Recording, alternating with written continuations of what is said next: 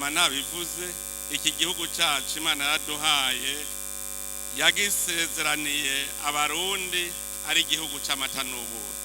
Uno munsi harabaza ngo amata ari hehe ubuki buri hehe.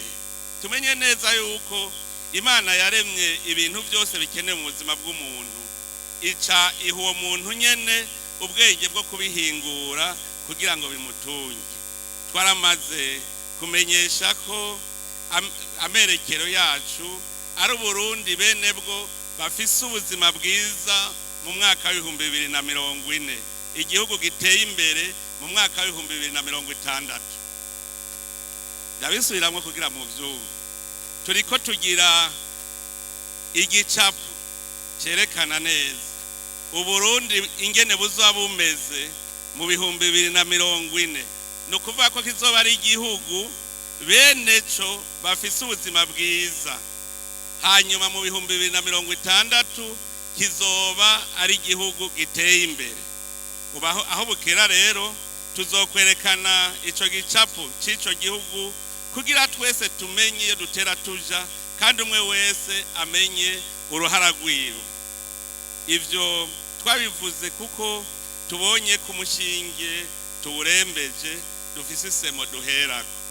Dufise igihugu gifise ibikenewe byose kugira dutere imbere, kandi uretse n'ivyo turamaze kubona ko dufise abarundi b'inkerebutsi b'incabwenge ubashize ku kivi bose n'abakozi.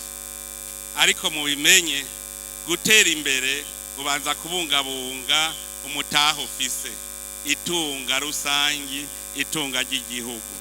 Nico gituma dushimikira cyane ku ntwaro ibereye.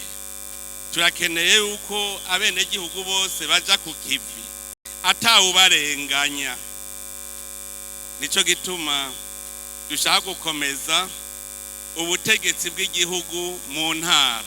Nico catumye tugira na kya ciyumviro cyo kugabanya intara kugira ngo koko kaba karere dushobora kuzoha amafaranga azokora ku mwaka, bagashobora gutunganya iyo migambi, ukabibona neza uti ntara iyi yarateye imbere muri ibi.